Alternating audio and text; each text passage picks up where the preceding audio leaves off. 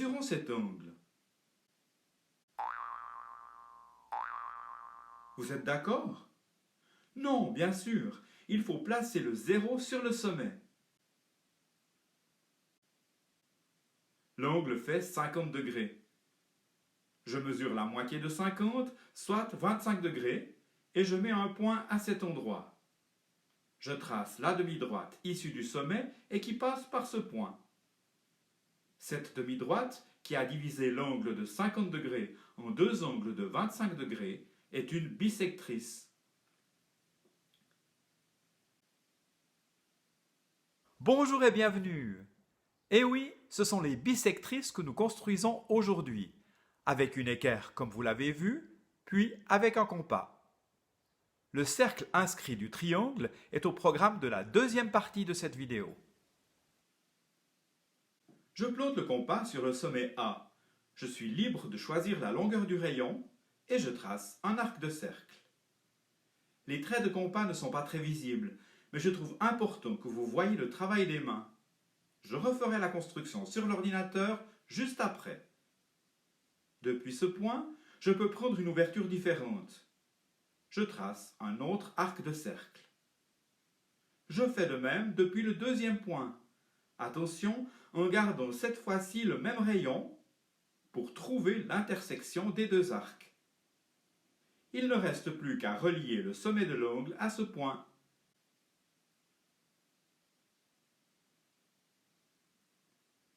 C'est la bisectrice de l'angle. Je répète l'opération. 1. Le compas est planté sur le sommet de l'angle pour tracer l'arc de cercle. Ainsi, les deux points sur les demi-droites sont à égale distance du sommet. 2. La pointe du compas est maintenant placée sur ce point. Il n'est pas nécessaire de garder le même rayon et on trace l'arc de cercle. On fait la même chose depuis ce troisième point. Attention, en gardant le même rayon que pour la deuxième opération. Le sommet de l'angle et l'intersection des arcs sont les deux points par lesquels passe la bisectrice. Finalement, le rapporteur permet de vérifier qu'on a bien deux angles égaux.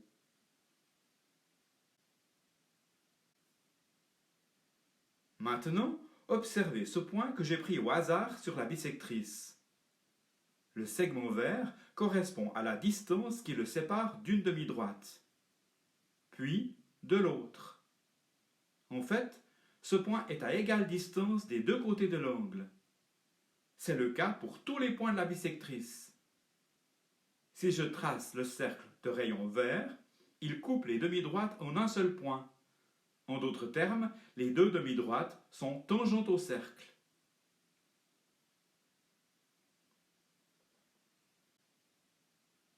Dans ce triangle apparaît un cercle. Oui, on t'a bien vu. Allez, disparais. Cette fois-ci, les trois côtés sont tangents au cercle. Comment trouver le centre du cercle? Ce point doit se situer à égale distance des trois côtés. Pour le trouver, il va falloir construire les bisectrices des trois angles. L'intersection des bisectrices sera le point recherché. Là, je commence par l'informatique et vous verrez mes mains ensuite. On construit la bisectrice issue de A.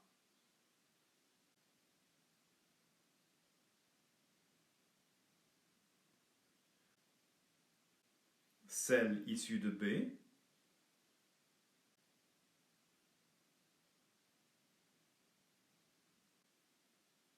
Et finalement, celle issue de C.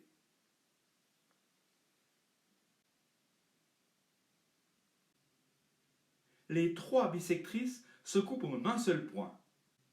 C'est le centre du cercle inscrit. Attention, le cercle ne doit couper chaque segment qu'en un seul point. Comme nous l'avons vu, l'angle entre le rayon du cercle et le segment doit être droit. Ce n'est pas nécessaire, mais je fais la même chose avec le segment BC.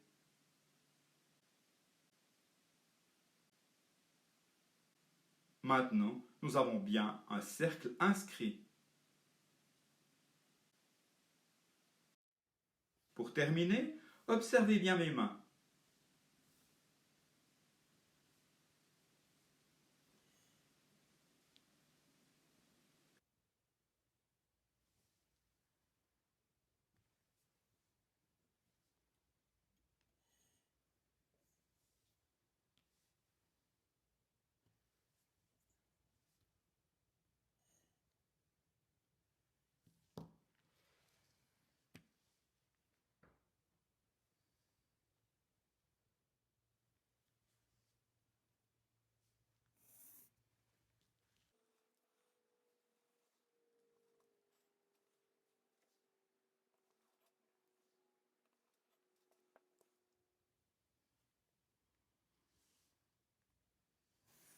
Il n'est pas nécessaire de faire la troisième bisectrice car elle passerait par ce même point d'intersection.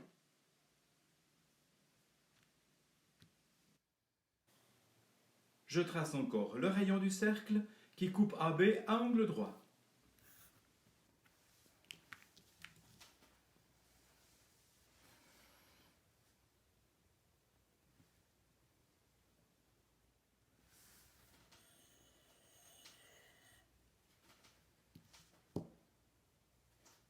Mes élèves confondaient souvent bisectrice et médiatrice. La bisectrice divise un angle en deux angles égaux. Pour associer angle à bisectrice, je leur suggérais de penser à AB, A pour angle et B pour bisectrice. Au revoir et bonne relaxation.